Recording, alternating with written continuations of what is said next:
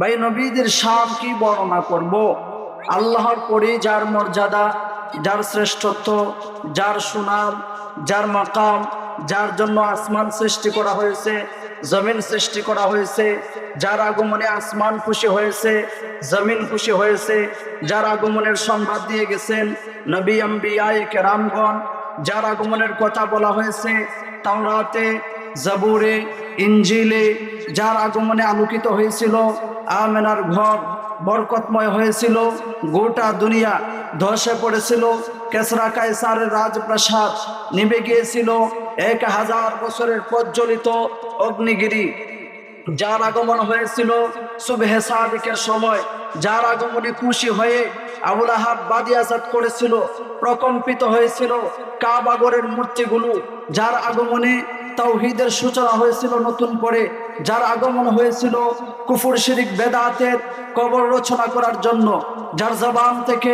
সর্বপ্রথম উচ্চারিত হয়েছিল আল্লাহু আকবার, আল্লাহ সবচেয়ে বড়, যার প্রশংসা আল্লাহর পরেই, যার প্রশংসা করা হয়েছে আসমানি কিতাবে, তাওরাতে, জাবুরে, ইঞ্জিলে, করা হয়েছে সর্বশ্রেষ্ঠ কিতাব কুরআন মাজিদে, যার জবান মুবারকের কথা, হাত মুবারকের কথা, সিনা মুবারকের কথা, শরীর মুবারকের কথা বলে কোরআনের আয়াত নাজিল করা হয়েছে, যার ইবাদতের কথা কোরআনে এসেছে, যার সৌন্দর্যের কথা কোরআনে এসেছে, যার আখলাকের কথা কোরআনে এসেছে, যার সবরের কথা কোরআনে এসেছে, যার তাকওয়ার কথা কোরআনে এসেছে, যার তাজকিয়ার কথা কোরআনে এসেছে, যার বিনয়ের কথা কোরআনে এসেছে, যার প্রশংসা করা হয় আসমানে, যার প্রশংসা করা হয় জমিনে, যার প্রশংসা করা হয় বিশ্ব জাহানে।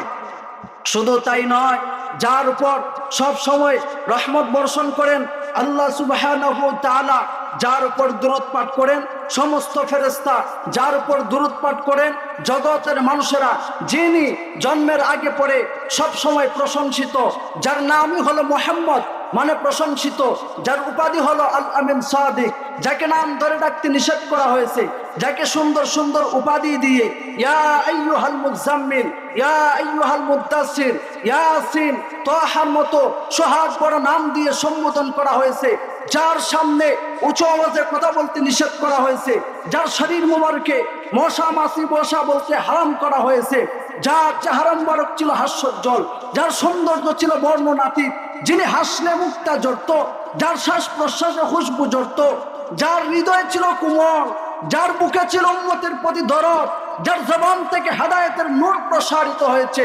শুধু তাই নয়, যার উপর সর্বশ্রেষ্ঠ আসমানি কিতাব আল কুরআন অবতীর্ণ হয়েছে, যার মাধ্যমে দ্বীন ইসলামকে পরিপূর্ণ করা হয়েছে, যার মাধ্যমে রিসালাতের পরিসমাপ্তি ঘটেছে, যার পরে কিয়ামত পর্যন্ত নতুন কোনো নবী আসবে না, যার কাজ ছিল মানুষকে আল্লাহর দিকে আহ্বান করা, তিনি মানুষের দ্বারে দ্বারে দ্বীন পৌঁছিয়েছেন, কালিমার দাওয়াত দিয়েছেন, রিসালাতের দাওয়াত দিয়েছেন, হেদায়েতের পথ দেখিয়েছেন, জান্নাতের রাস্তা দেখিয়েছেন, সঠিক পথের সন্ধান দিয়েছেন, মানুষকে মানুষের গোলামি থেকে মুক্ত করেছেন, নারীদের অধিকার দিয়েছেন, মাজলুমদের পাশে দাঁড়িয়েছেন, নারীদের অধিকার দিয়েছেন, অনাথ এতিম দুস্থ দরিদ্রদের সাহায্য করেছেন, মানবতার শিক্ষা দিয়েছেন, ইলম ওয়াহির আলো বিতরণ করেছেন।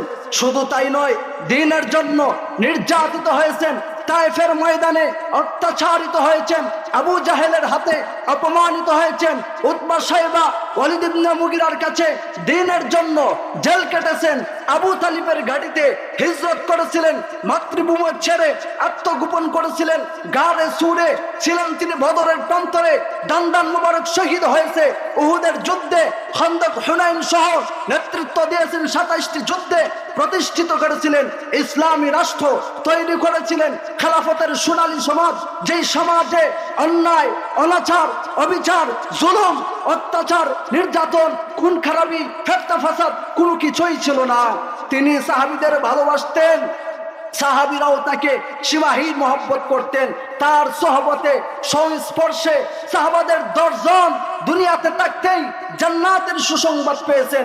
শুধু তাই নয়, হুজুর সাল্লাল্লাহু আলাইহি ওয়াসাল্লামের মেহনতে, চেষ্টা, প্রচেষ্টায়, পরিশ্রমে তাজকিয়া নফসের মাধ্যমে এই পৃথিবীতে সাহাবাওয়ালা একটা জামাত তৈরি হয়েছিল, যাদের সকলের ব্যাপারে সম্মিলিতভাবে আল্লাহ সুবহানাহু ওয়া তাআলা লৌহে মাহফুজ থেকে ইলমে ওয়াহী নাযিল করে, কোরআনের আয়াত নাযিল করে সার্টিফিকেট দিয়েছেন রাদিয়াল্লাহু আনহুম ওয়া রাদু আন।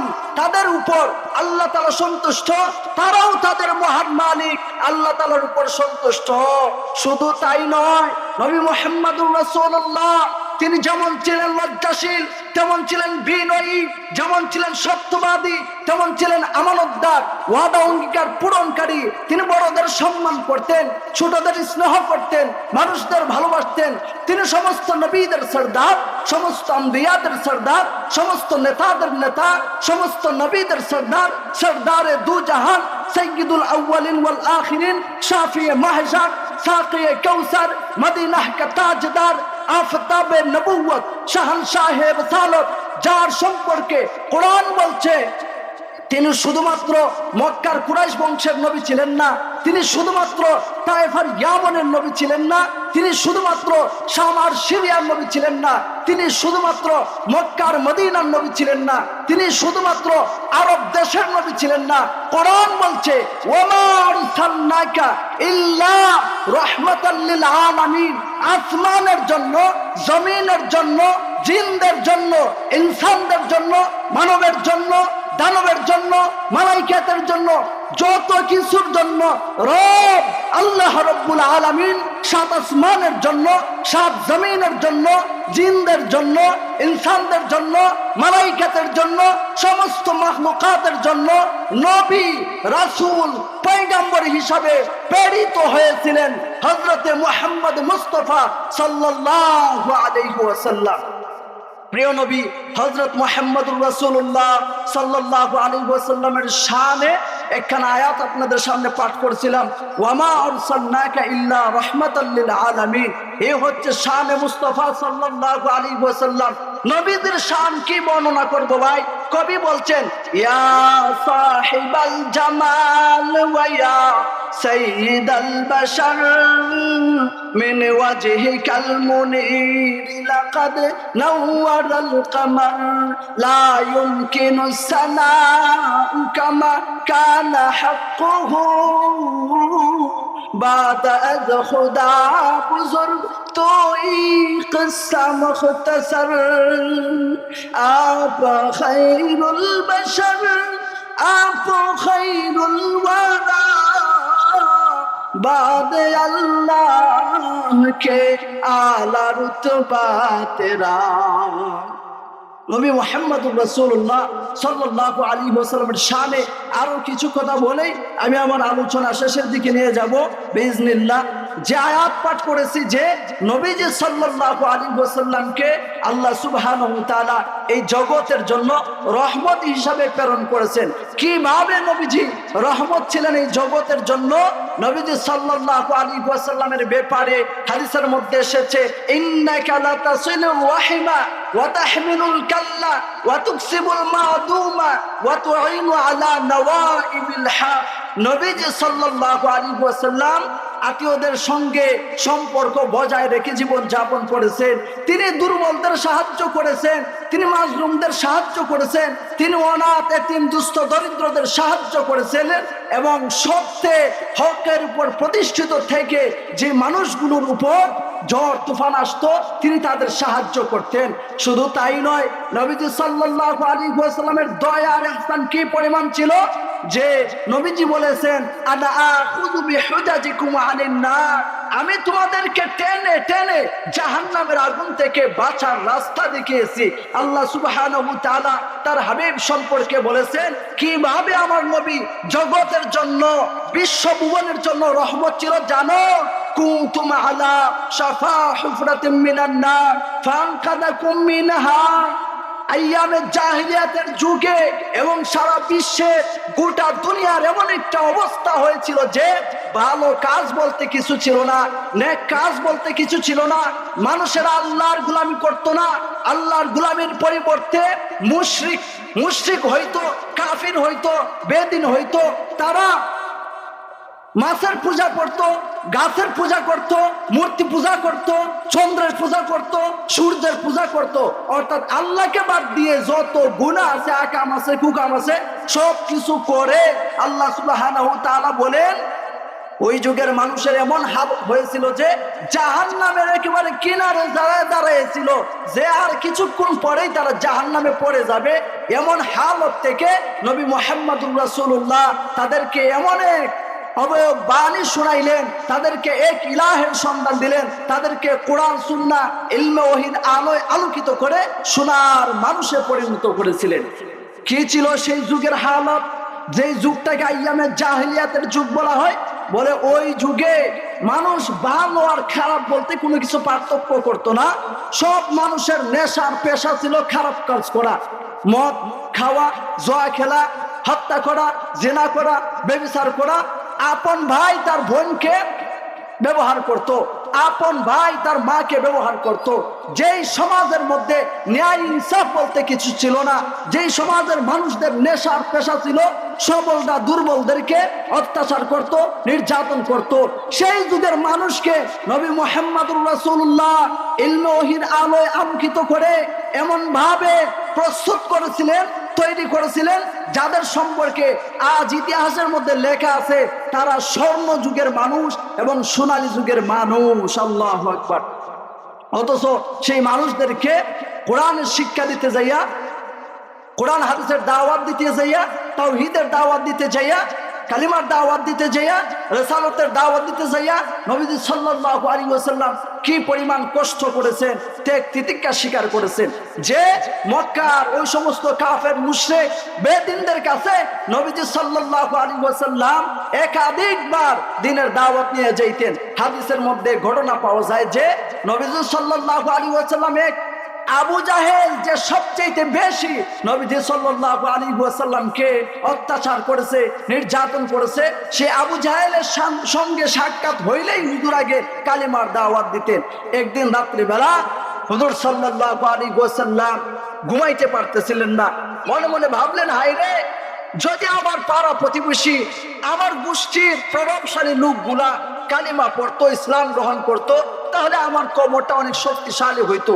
এই ভেবে নবীজি সাল্লাল্লাহু আলাইহি ওয়াসাল্লাম রাত্রিবেলা আবু জাহেলের বাড়িতে গেছেন।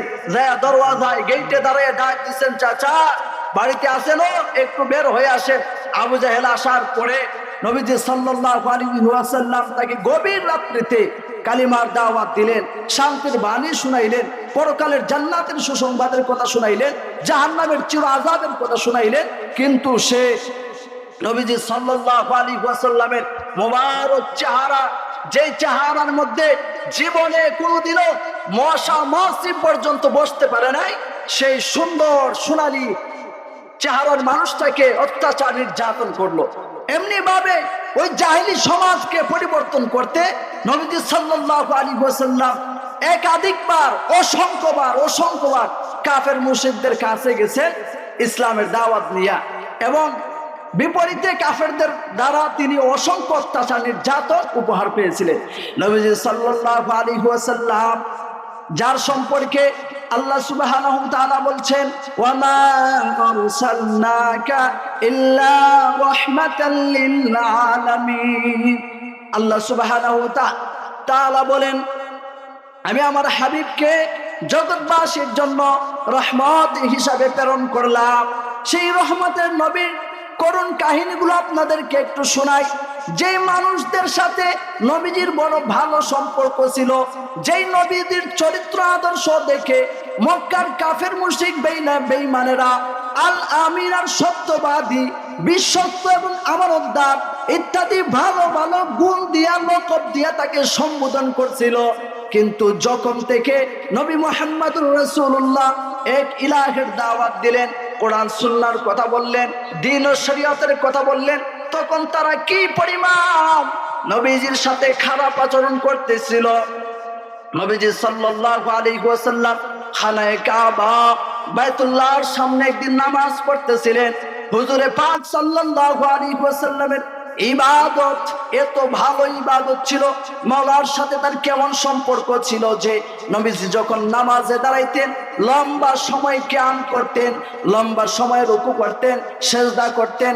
কাফেররা জানতো নবীজি যখন নামাজে দাঁড়ান তখন লম্বা সময় ব্যয় করেন। নবীজি যখন খানায় কাবার সামনে নামাজে দাঁড়াইলেন, দূর থেকে আবুল আহাব, উতবা, সাইবা, আবু জাহেল এই দৃশ্যটা দেখলো।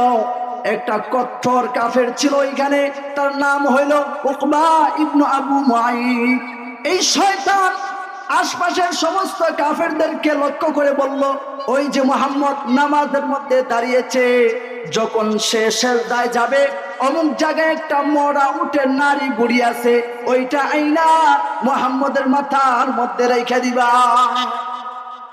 উকবা ইবনে আবু মুআইদ গেল ওই এলাকার দূরে কোনো একটা জায়গায় মরা উটের নারী বুড়ি পড়তেছিল, যেটা থেকে খুব পচা দুর্গন্ধ বের হচ্ছিল। নবীজি সাল্লাল্লাহু আলাইহি ওয়াসাল্লাম যখন নামাজের সিজদার মধ্যে গেলেন, মাওলার তাসবিহ তাহলিল করতেছিলেন, আল্লাহর সঙ্গে লম্বা সময় কথা বলতেছিলেন নামাজের সিজদাতে, অমনি ওই দুষ্ট কাফেরগুলো দূর থেকে মরা উটের নারী বুড়ি আইনা দুর্গন্ধযুক্ত ময়লার স্তূপ আইনা নবীজি সাল্লাল্লাহু আলাইহি ওয়াসাল্লামের মাথার উপরে রাইখা দিল। নবীজি সাল্লাল্লাহু আলাইহি ওয়াসাল্লাম সিজদা থেকে মাথা উঠাতে পারছিলেন না, তিনি চিৎকার চেঁচামেচি করতেছিলেন। আর দূর থেকে ওই নিকৃষ্ট শয়তানের দল, কাফের মুশরিকের দল দৃশ্যটা দেখে তারা হাসি ঠাট্টার মজা অনুভব করতেছিল। নবীজি সাল্লাল্লাহু আলাইহি ওয়াসাল্লামের কান্নার আওয়াজ শুনে হযরত ফাতেমা রাদিয়াল্লাহু তাআলা আনহা হঠাৎ বাবার কান্নার দিকে করুণ এই দৃশ্য তার চোখে পড়লো। তিনি দৌড় দিয়া বাবার কাছে গেছে, যাইয়া অবস্থা দেখা কাঁদতেছিলেন আর বলতেছিলেন, হায় রে, এই সমাজের মানুষগুলোর সাথে আমার বাবার কত ভালো সম্পর্ক ছিল, এই মানুষগুলোই তো আমার বাবার কাছে তাদের মাল, ধন সম্পদ, দামি টাকা পয়সা, দিনার দিরহাম, সোনা দাইনা আইনা আমানত রাখতো, এই সমাজের মানুষগুলোই তো আমার বাবারে আল আমিন, বিশ্বস্ত, সাদিক, সত্যবাদী বইলা উপাধি দিয়েছিল। আজ কোন কারণে এই সমাজের মানুষগুলো আমার বাবার সাথে এত শত্রুতা পোষণ করতেছে? হযরত ফাতেমা রাদিয়াল্লাহু তাআলা আনহা তিনি হাত দিয়া টাইনা হুজুরের মাথা মুবারক থেকে মরা উটের নারী বুড়ি ফালাইতেছেন আর কাঁদতেছিলেন। এই ফাতেমা সব সময় হুজুরের পাশে, হুজুরের মাথার ছায়া হইয়া এইভাবেই থাকতেন, কারণ হযরত খাদিজাতুল কুবরা রাদিয়াল্লাহু তাআলা আনহা ইন্তেকালের পূর্ব মুহূর্তে তিনি কান্না করতেছিলেন। নবীজি সাল্লাল্লাহু আলাইহি ওয়াসাল্লাম হযরত খাদিজাকে বলেন, কি রে, তুমি কান্না করে কেন? হযরত খাদিজা বলেন, ইয়া রাসূলুল্লাহ, দুই কারণে কান্না করতেছি, একটা হইল আপনার জন্য। হুজুর বলেন, আমার জন্য কেন কান্না করো? হযরতে খাদিজা বলেন, ইয়া রাসূলুল্লাহ, আমি এই মক্কা মদিনার একটা ধনাঢ্য পরিবারের মহিলা, আমি নিজেও অনেক প্রভাবশালী, অনেক ধন সম্পদের অধিকারী, অনেক ধনাঢ্য মহিলা, আমি আমার সমুদয় সম্পত্তি সব আপনার কদমে কুরবান করেছিলাম। যতদিন পর্যন্ত আমি জীবিত ছিলাম আপনার দিকে চোখ রাঙ্গাইয়া কোনো কাফের কথা বলার সাহস করে নাই। আমার এখন ভয় হচ্ছে, আমি তো ইন্তেকাল করব, আমি তো মৃত্যুবরণ করব, আমার জিন্দেগির হায়াত হয়তো শেষ হয়ে যাচ্ছে। মায়ের নবী রে, আপনার জন্য কান্না করি, আমার আশঙ্কা হচ্ছে আমি বিদায় হওয়ার পরে যদি আপনার এই সুন্দর চেহারার মধ্যে কোনো কাফের আক্রমণ করে, আপনার এই সুন্দর শরীর মুবারকের মধ্যে যদি কোনো কাফের আক্রমণ করে, আপনার পাহারাদারি কে করবে? আপনার হেফাজত কে করবে? পিছিয়ে হযরতে ফাতেমা কাছে ছিলেন। মার এই কথা শুনে তিনি কান্নায় ভেঙে পড়লেন আর বললেন, মা রে, কান্না করিও না, কথা দিলাম রে মা, তোমার ইন্তেকালের পরে আমি যতদিন জীবিত থাকবো আমার এই এতিম বাবার দেখাশোনার দায়িত্ব আমি আমার কাঁধেই বহন করব। হুজুর সাল্লাল্লাহু আলাইহি ওয়াসাল্লাম বলেন, ও খাদিজা, দুই নম্বর কোন কারণে কান্না করো? হযরত খাদিজা বলেন, ইয়া রাসূলুল্লাহ, কান্না করতেছি গো, জিন্দেগির হায়াত হয়তো শেষ হয়ে যাচ্ছে, কিছুদিনের ভিতরে হয়তো দুনিয়া থেকে চলে যাব। কান্না করতেছে এই কারণে যে কি নিয়া কবরের দিকে যাব, কি নিয়া মাওলার সঙ্গে দেখা করব, কবর আমার সাথে কি আচরণ করবে, কবরে আমার অবস্থা কি হবে, মিজানে হাসরে ফুলসিরাতে আমার কেমন অবস্থা হবে। হযরতে খাদিজাতুল কুবরা রাদিয়াল্লাহু তাআলা আনহা এমন মহিলা যিনি দুনিয়াতে থাকতেই হযরত জিবরাইল একদিন আয়েশা বলতেছেন, ইয়া রাসূলুল্লাহ, আপনার সহধর্মিনী হযরতে খাদিজাকে আল্লাহ সুবহানাহু ওয়া তাআলা সালাম দিয়েছেন। যে মহিলা দুনিয়াতে থাকতে আল্লাহ পাকের সালাম পান, যিনি নবীজি সাল্লাল্লাহু আলাইহি ওয়াসাল্লামের স্ত্রী, তিনি বলতেছেন যে কান্না করতেছি কবরে কি নিয়ে যাইবো, হাসরে আমার কোন অবস্থা হবে, মিজান ফুলসিরাতে আমার কোন অবস্থা হবে। এজন্য আমরা তো ভাই এমন মুসলমান, নামে মাত্র মুসলমান, যাদের ইবাদতের সাথে সম্পর্ক নাই, যাদের মাওলার সাথে সম্পর্ক নাই, যাদের দ্বীন ও শরীয়তের সাথে সম্পর্ক নাই, যাদের নামাজের সাথে সম্পর্ক নাই, যারা হালাল হারাম বাজ বিচার করে চলতে পারে না, যারা হরদম গাফলতের জীবন যাপন করতেছে, তাদের কোন অবস্থা হবে। তো বলতেছিলাম নবীজি সাল্লাল্লাহু আলাইহি ওয়াসাল্লামের সাথে কাফের মুশরিকরা এইরকম করুণ দুর্ব্যবহার করেছে, এরপরও নবীজি সাল্লাল্লাহু আলাইহি ওয়াসাল্লাম কোনদিন কোন কাফেরদের সাথে খারাপ আচরণ করেন নাই। ওই কোরআনে আল্লাহ পাক বলছেন, কেন করে নাই, ওয়া মা আরসালনাকা ইল্লা রাহমাতাল লিল আলামিন, আমার বন্ধুকে জগৎবাসীর জন্য রহমত হিসেবে প্রেরণ করেছি। এমন মায়ার নবী যিনি কাফেরদের কাছে অত্যাচার হয়েছেন, নির্যাতিত হয়েছেন, কিন্তু কোনদিন থাপ্পড়ের বদলে থাপ্পড় দেন নাই, গালির বদলে গালি দেন নাই। নবীজি সাল্লাল্লাহু আলাইহি ওয়াসাল্লাম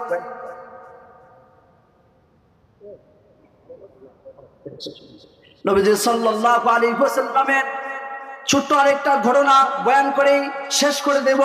নবীজি সাল্লাল্লাহু আলাইহি ওয়াসাল্লাম কেমন রহমতের নবী ছিলেন। যে সমাজের মানুষগুলো সব সময় খুন খারাপি, জেনা ব্যভিচার, মদ জুয়া আর যত ধরনের অপকর্ম আছে এগুলা নিয়ে ব্যস্ত থাকতো, সেই জগতের মানুষগুলোকে, সেই সময়ের মানুষগুলাকে নবীজি সাল্লাল্লাহু আলাইহি ওয়াসাল্লাম ইলমে ওহীর আলোয় আলোকিত করে সোনালী যুগের মানুষে রূপায়িত করেছেন।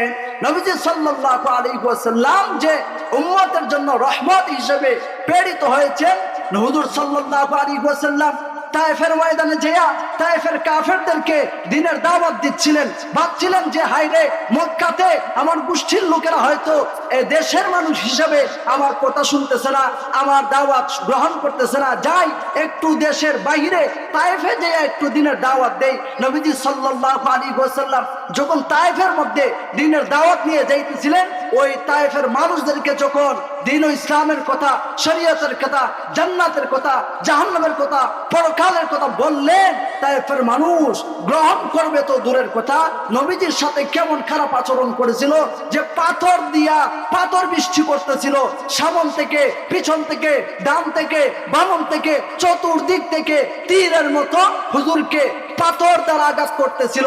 হুজুর সাল্লাল্লাহু আলাইহি ওয়াসাল্লাম পরিশেষে তাদের ধাওয়া খেয়ে ছুটে আসছিলেন, এমন সময় পিছন দিক থেকে তারা খুব বেশি হুজুরকে পাথর দ্বারা আঘাত করতেছিল।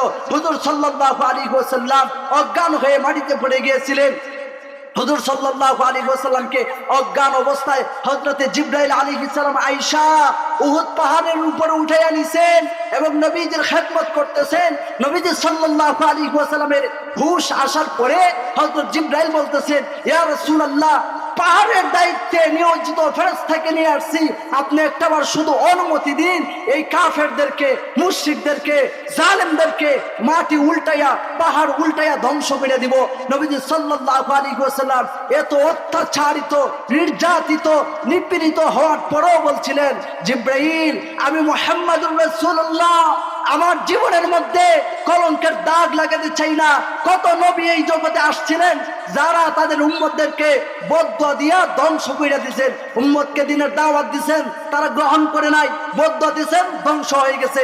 নবীজি বলেন আল্লাহুম্মা গফিরলি কওমি ফাইন্নাহুম লা ইয়ালামুন। তায়েফের মানুষ আজকে হয়তো বুঝতে পারে নাই, অদূর ভবিষ্যতে এই প্রজন্ম থেকে কোনো একজন মানুষ হইল জান্নাতের দিকে আসবে, ইসলামের দিকে আসবে, তারা শান্তির ধর্ম ইসলাম গ্রহণ করবে না, তাদেরকে ধ্বংস করার কোনো প্রয়োজন নাই। ওই নবী সম্পর্কে আল্লাহ সুবহানাহু ওয়া তাআলা বলছেন ওয়ামা আরসালনাকা ইল্লা রাহমাতাল লিল আলামিন, যে আপনাকে জগৎবাসীর জন্য রহমত হিসাবে প্রেরণ করলাম। আল্লাহ সুবহানাহু ওয়া তাআলা নবী মুহাম্মদুর রাসূলুল্লাহ সাল্লাল্লাহু আলাইহি ওয়াসাল্লামের শানে যতটুকু কথা বললাম আমাদেরকে অনুধাবন করার তৌফিক দান করুন। আমিন ওয়া আখিরু দাওয়ানা আলহামদুলিল্লাহ।